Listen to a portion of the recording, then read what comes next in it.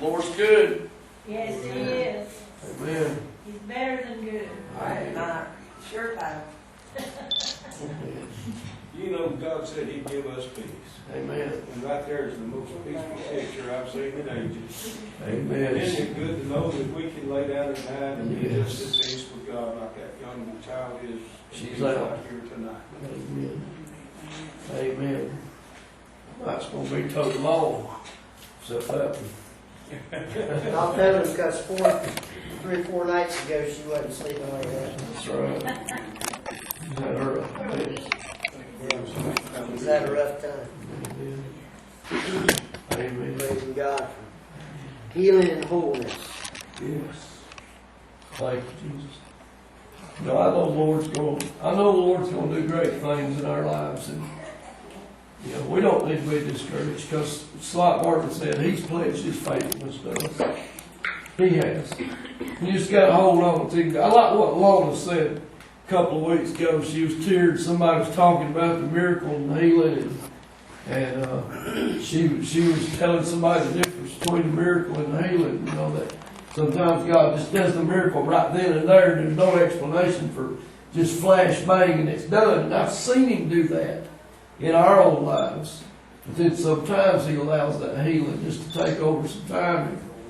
Katie was talking about some things this week, and I don't even know where she went. Went off somewhere, but she was talking about that she was praying in her life about why, God, why did you heal me right then? You know, that kind of thing. I prayed and I asked for you to heal me. She was praying about her cat, and she's got a dog and a cat. She's got a fortune tied in both of them, but she had this cat, and he got stopped up and couldn't go. Now that sounds funny, but if you're the cat, you wouldn't think that. And poor old cat was out there straining and groaning and couldn't go. And reminded me of the time I was trying to pass a kidney stone. Felt like the Lord was fixing to roll the stone away, but it wasn't coming. Tristan talks about 42 hours of labor with Jubilee. Well, I had about 5 or 6 days of labor with the last kidney stone I ever had. Having a baby ain't nothing. Heard that, mate? I don't guess, baby. This kid, don't judge me. Don't be hating on me on Facebook. Now, that Bruce Wicks don't know what he's talking about. But she's talking about this cat. He got stopped up and couldn't go, and we kept looking at him thinking, we got to do something, he's going to die. And so she got a friend that's daddy's a vet. She calls him up, talks to him, he said, oh yeah, he said, you need to get that cat here, right now, before he dies. And so she took the cat. We prayed over the cat. I don't know about you, but we pray over everything. Oh, yeah. I don't care what it is. I mean, I pray over my truck, Prayed over a lizard. my shop. I pray over anything and everything that there is. Because I think, He gives you everything that pertains unto life and godliness. And I think it's His desire to give us the things that we enjoy that are sanctified and not harmful to us. We prayed over the cat, Cat just got worse. He'd go get Linda Boss. Anybody know what I mean? Nothing like that. You see how funny that is back there. Poor old boy about to die though. Took him up there, did an operation, got him fixed, got him cleaned out, fixed up. Of course, he went back to his old self because he bit the vet. The vet told me, he said, how's your cat doing? He said, he said, back to his old self. He said, man, that joker was back to his old self before he left here. He said, look at these scars on my hands. And Katie said she was standing in the shower, she was questioning God. We always question God about things, don't we? I mean, I do. I say, Lord, why didn't you do that? Why didn't you do that? Well, Katie's got a cat that's defined by the book as a cat. That's a dog in a cat's body. Well, the dog she's got eats caviar dog food. I mean, he's had one hamburger in his whole entire life, and the rest of it's been all this gourmet dog food that cost you a fortune. But anyway, so she started feeding the cat dog food. And the cat was really enjoying it. And I mean, this cat loved the dog food better than it loved its own cat food.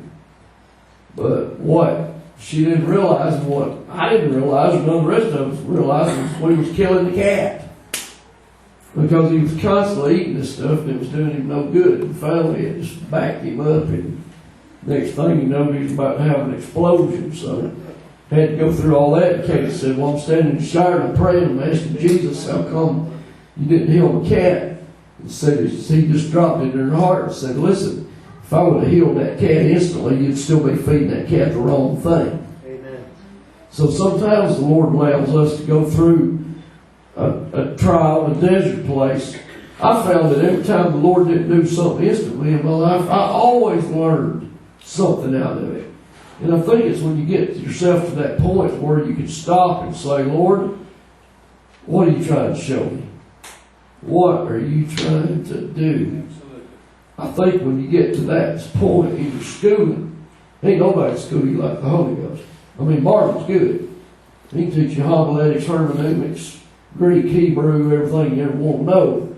But I tell you, good as he is, ain't nobody school you like the Holy Ghost can school. Because he can teach you stuff that, just instantly. Yeah. Times I start to pray for something before I even get the thought in my head, the Lord said, nope. No benefit. No benefit to you. So I think the Lord wants us to have things in our life that add benefit, add value to our life. That's why He cares about where we go and who we hang with and what we do, all that. And a lot of times, you've heard me say it over and over, a lot of times people don't get their healing because of unforgiveness in their life and bitterness. And if you refuse to forgive and you hang on to something in confession here, I hold a grudge worse than anybody there is in the world. I get it honest. And I've had to deal with that in my life. I've had to say, you know what? I can't hold on to that. I've got to let it go, turn it loose, set it at the foot of the cross, let Jesus have it. Walk away. See, Martin says somebody talk about him that don't bother him. Well, I'm not always at that point in my life. I didn't used to be. Yeah. I went crawling in Brother Gann's office one time years ago, all teary-eyed, cried. I said, somebody's ministry hurt my feelings. And he said, well, I tell you what, you better just quit right now. He said, you might as well just slide your license back down there to the overseer and just resign and quit right now. He said, because if you're going to be in the ministry, you're going to have a hard nose, buddy. And I've learned that in life. I sure have. Talking enough. Tell me, what's the Lord done in your life? Anybody? Taught me how to take care of my cat.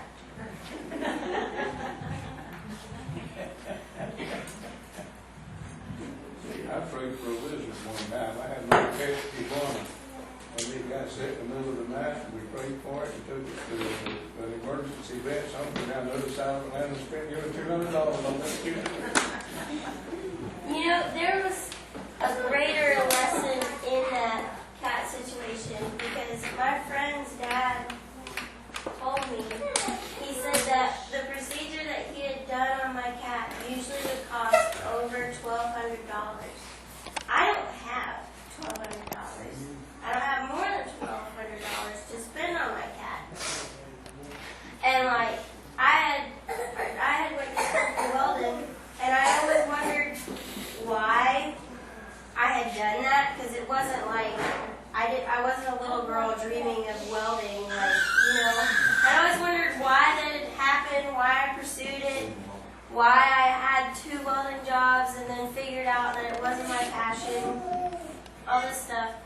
Well, her dad had needed a surgical table fixed, he needed it fixed. And so I fixed his table and I told him, I was like, just tell me how much it'll cost out of the supplies that literally come out of your pocket and I'll pay you. So far, I've asked him 3 times how much I owe him cash-wise. He won't tell me. He hasn't told me, and I just basically traded a surgery for a welding job. There you go. Completely paid for, everything. Like, if that's not grace, I don't know what is.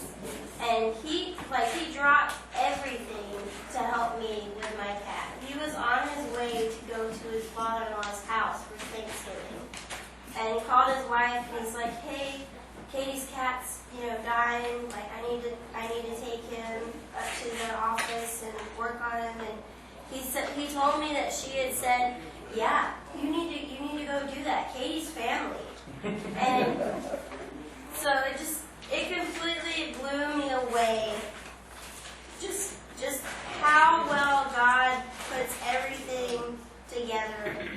And like, the thing about it is in the beginning of 2015, I had made a decision to eliminate certain people out of my life that were hindering my walk, but also it was a crossroads of it's time. You know what you're supposed to do.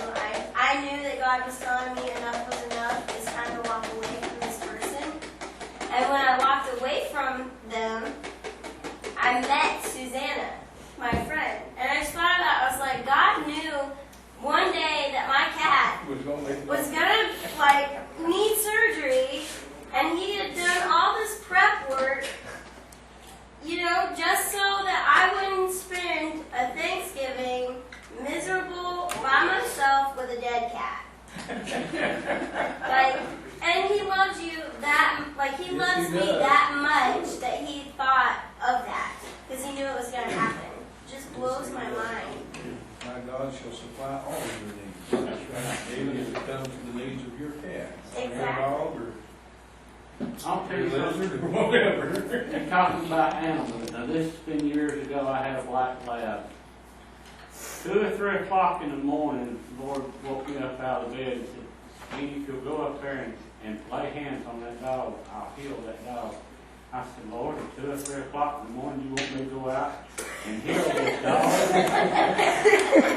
And he said, "Yeah, if you'll lay hands on this dog, I'll heal it."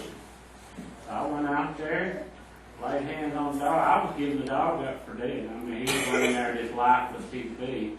And I laid hands on the dog and asked the Lord to heal him. Next morning I got up and he was out there just as happy and running around as he could be. Have you ever noticed God doesn't tell you to do something in a convenient season? Never convenient. It's never a convenient season. Yeah. He gives me my notes at 2 o'clock in the morning when I really want to sleep. You know, that's when he really gets my attention most of the time, between the early hours of the morning, 2, 3 o'clock in the morning. I mean, he'll wake me up and dead asleep. You see that post on Facebook, you said you're not busy now, we got time to talk. What happens when you go to sleep praying and you wake up praying and you go back to sleep still praying and you wake up still praying and you don't really know how long you need to pray. Well, it's fun is when you've done that all week long, you still don't have a message for Sunday morning. And you drive into the church. Yeah. That's whatever it is. He gets my attention when I've figured it all out and none of it's worked. Yeah. And then he steps in. That's pretty much how he works with me. I wish it wasn't that way, but Yeah, that's amazing, Mike, you saying that a lot of times you've been working on stuff, you can't figure out something. You walk away from it and say, "Lord, how in the world is this thing going to go back together?" And then all of a sudden you go back to it and it just comes right to you. Well, thank you, Lord. It was that simple, You couldn't figure it out on your own. And you ask the Lord for just a little help. He says ask in all things. Not just little things, but all things. right. I think James 1:5 is what come alive for me, working in that garage. Because doing automatic transmissions, you'd always run into problems. Always stuff. And you just get stuck. And there was nobody had a definite answer. And you didn't know what was going on. And, man, I spent many a day walking in that bathroom and getting on my knees and just claiming James 1:5 where it says, "If any man lacks wisdom, let him ask God to give it to all men liberally." And I'd get down on my knees in that bathroom in Uncle Clark's garage and I'd just say, "Lord, I need your wisdom. What do I need to do to fix this thing?" And I'll tell you, 100% of the time, the answer came. Sometimes it came different. Sometimes it'd be obvious. You know, sometimes he'd leave me and I'd just go in there and sit down and study the oil circuit diagram in a book, where everything was going. And the answer would come. That's like on them small engines, man, some of them can drive you nuts. Or he shakes your hand. I remember one time I was helping a preacher put a clutch in an old Rambler, and that's nothing no hard to work on. Yeah. And I was down in Long Buster's shop, and it was cold, and I was up under that car, and we got everything lined up. That transmission won't go back in place. You can there. And I'm holding it up, and I tell the preacher, and he's not a real mechanical type guy, I said, go get a piece of wood and put on this thing, see if you can pry it up. I don't know where he went. But I'm laying there holding that transmission, and I'm shaking, and I'm trembling, and I'm finally saying, God, you're going to have to give me strength. This thing's going to get the ground.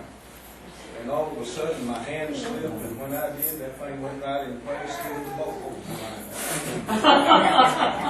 And I think God was just telling me, if you'll turn this thing loose, I'll put it in place. There you go. And when we get that kind of faith in God, we realize that if we just turn some things loose, Amen. and get our hands off of it, Amen. Let him take control. and let Him take control. That's awesome. I had to tell my daddy one time, we was doing something on the car, and I finally said, Daddy, you just move your hands, let me have it.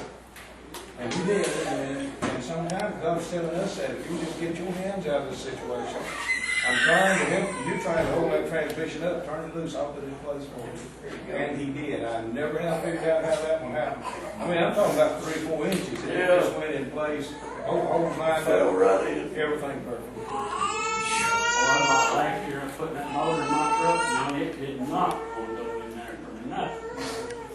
Had to give it a little faith and a little determination, it went. Well, I just find if I go to my shop, before I ever open the door, if I just pray on my way up there before I unlock the door, my whole day changes. Yeah. Sometimes it'll get started off rough, and I'll say, I forgot to pray this morning. Then sometimes you gotta have these little Methodist girls like my wife, that have been around all this supernatural stuff. Yeah. We had a singing group come to our little church when we was at Mo Ribs, Yeah. and they had little 49 brothers. That thing that broke down when they bought it. And it wasn't crank for nothing. We looked at big Cadillac batteries, we done everything.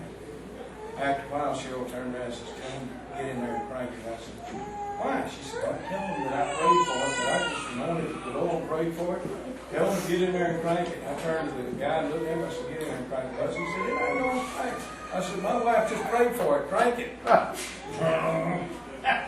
So sometimes it just takes that little childlike faith. I don't want nobody to know I did this, but I prayed for that. Sometimes I think the Lord just shows up in spite of us, running around North Cobb with a bunch of boys there. And I wasn't saved, but I had respect for church and preachers and stuff like that. I remember a lot of them would always make fun of Ernest Angel and hit them on the head and holler and heel and that stuff. Well, buddy of ours, Byron Vaughn. Remember Byron, the red Pinto? One evening out there at North Cobb High School, that thing had a module on it that was giving issues.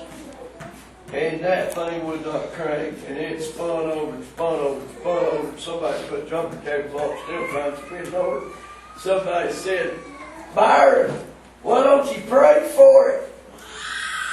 So he gets out there making fun, throwing his hands up in the air, "In the name of Jesus, be healed," and slaps the hood of that thing.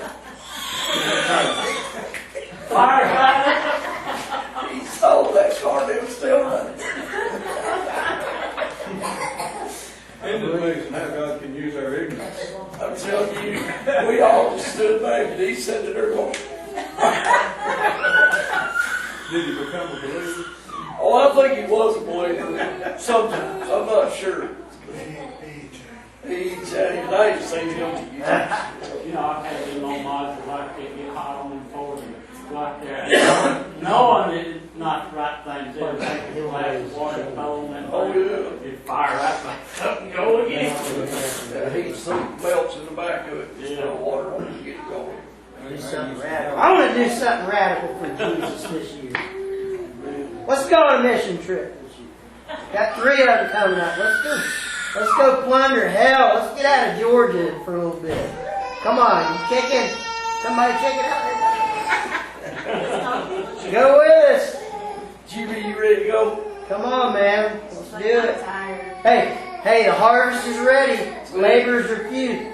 I'm telling you, people think, oh, they got it covered, man. I'm telling you, there's not one trip I ever been on that we didn't need more preachers, more people to go out, more people to carry food, more people to pray. It's all over the world, man. I'm telling you what, man. Problem is, there's people less than a mile from here headed to hell. Same way. Yeah, but you know what? You know what? Jesus couldn't help the religious, and you ain't gonna help them either. Now, some of them make religious for a mile from here. Hey, but yeah, we tell everybody here. Devils around here. We tell everybody here, but my friend, there's a harvest out there. There is. There is a harvest out there, and you gotta find it. And I'm telling you, when you found it, you'll buy the field, because there's a treasure in it, and you'll go get it. And I'm telling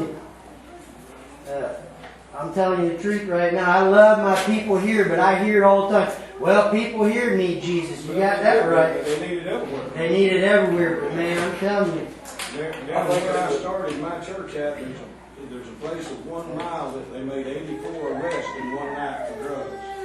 And we had a little girl come in and say that her mother sold her every night.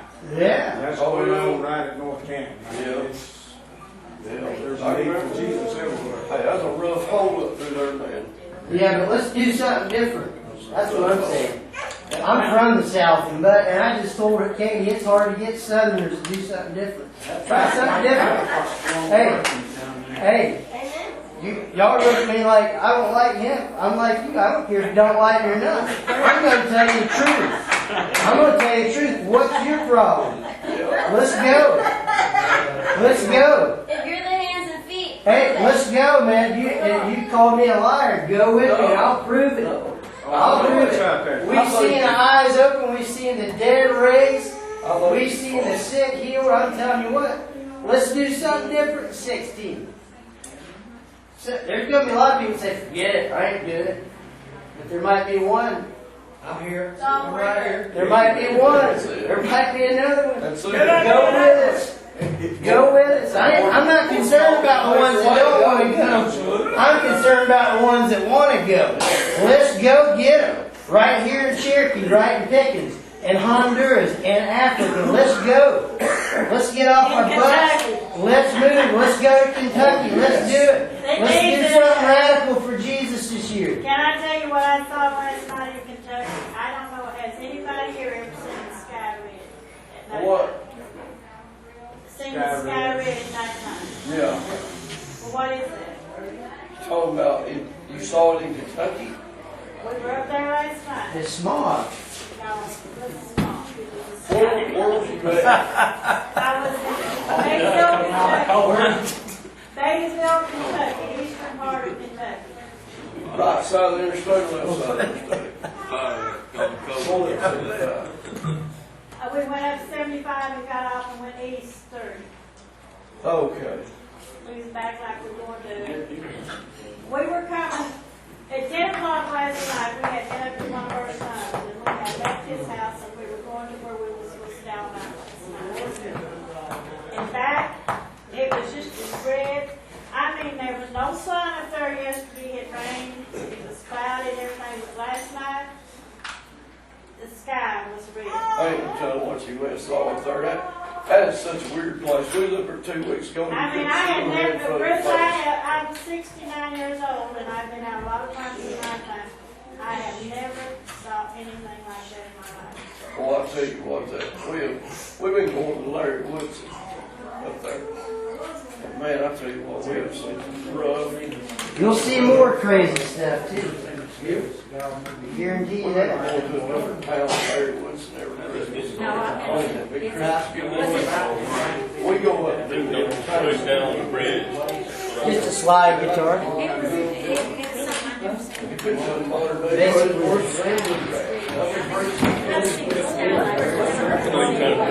I went and played poker and she asked me. How high? We played all day long. It's like steel. Kristen, she got it up for Danny playing banjo. She said, how many people here have ever heard Motor Mule? Basically, two One octaves. person out of that whole big crowd had heard it. I didn't even want to play it. It's been 3 years since I had played it. Like banjo. I want to play that song. Just play ballad music.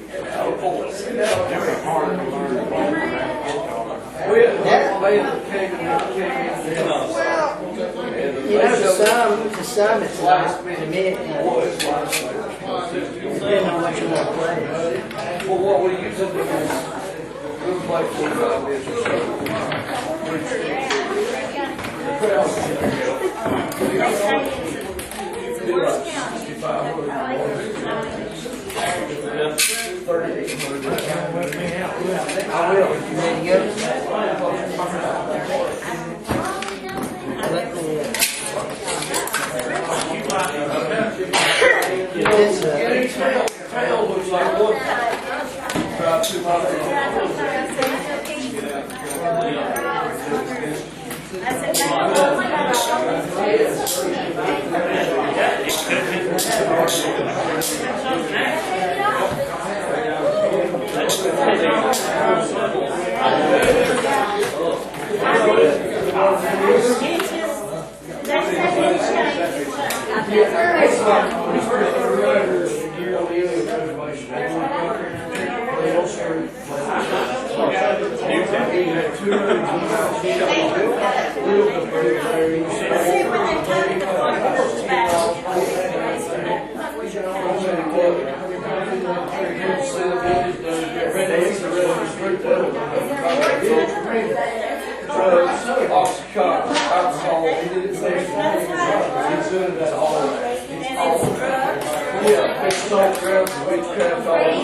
I got some chicken. They got high school football years ago. Yeah, we was up there.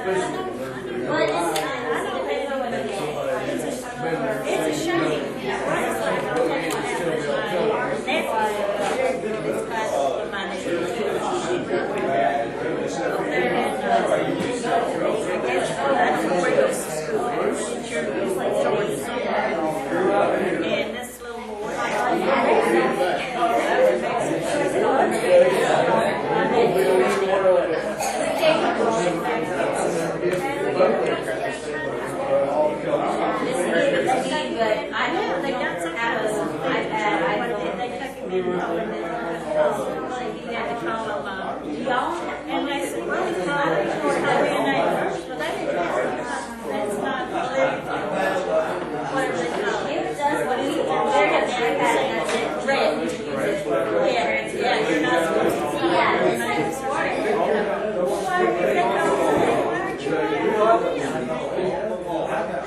I mean, I call something better kids a kid. You know, you have one of them kid a name, they're going to yeah, because it doesn't look bad, that's what they call it. I'm gonna get in there. I mean, I know what that's not good, but that's what they call it, you know.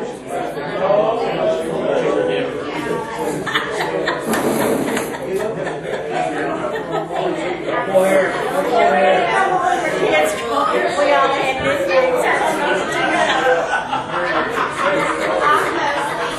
you know,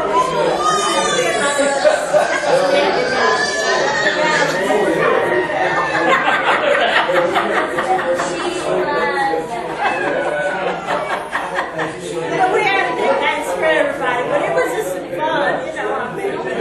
Now you can't probably call anybody.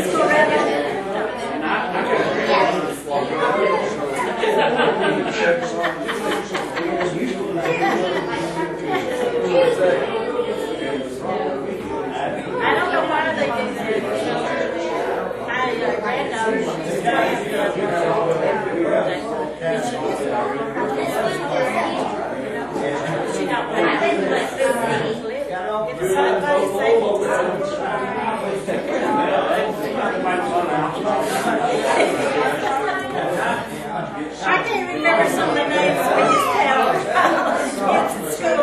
At school we had names for all the, you know, they called me my brothers.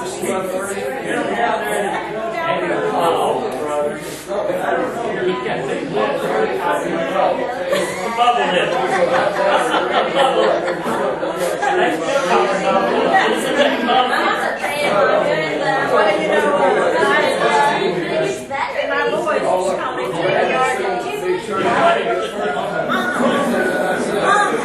He's looking at me. Maybe we're hurt. He's a yard.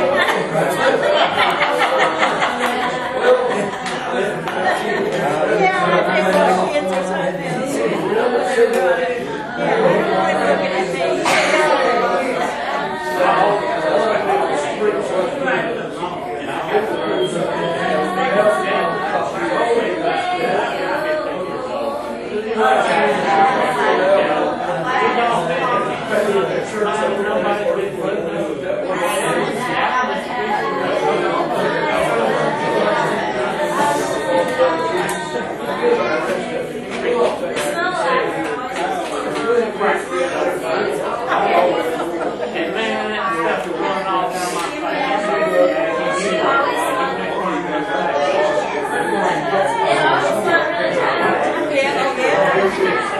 Well, I didn't see that.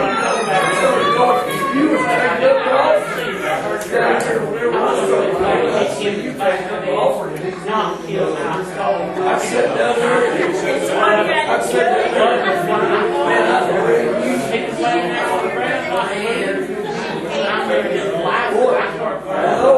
I'm like, swimming on the platform. I'll show you how to stay up. I'll have this whole place over here.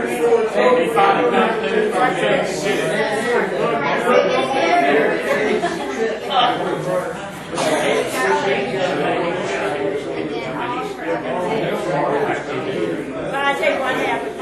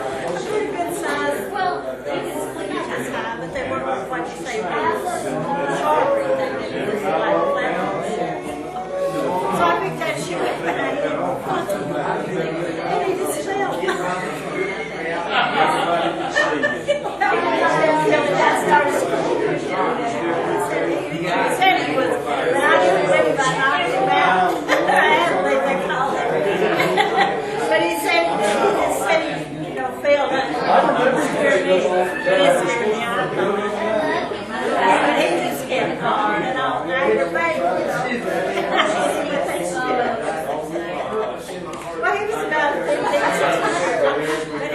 16, but he was a good child. Well, she is. So And he was aggravated on it, and he was aggravated. And you know, I give you all this, and I give you everything, and you can be good for about 5 minutes. Yeah, I agree. I totally think I live my life and wait for her to push it up. Yeah, that's what I'm saying. I'm like, you really, you can't even push it now. Of course, I see here, whenever I bring her because she's done, she doesn't do my So, either way, I was reading that in these months,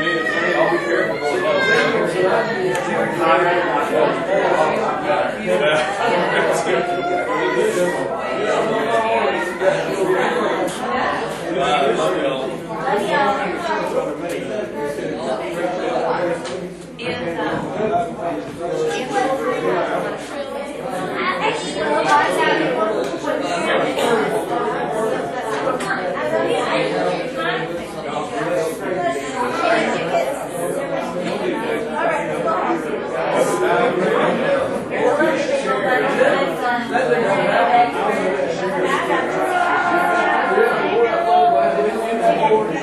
Big more than me.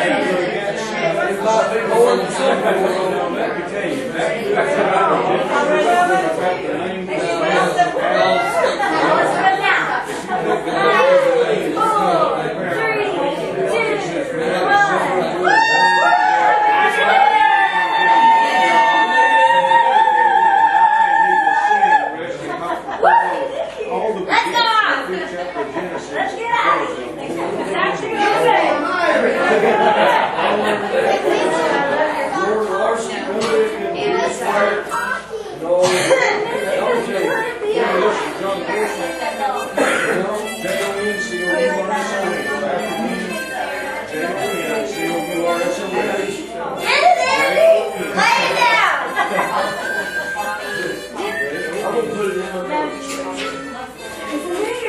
Lord Larson, that's his first name. J-O-N. Last name is C-O-U-R.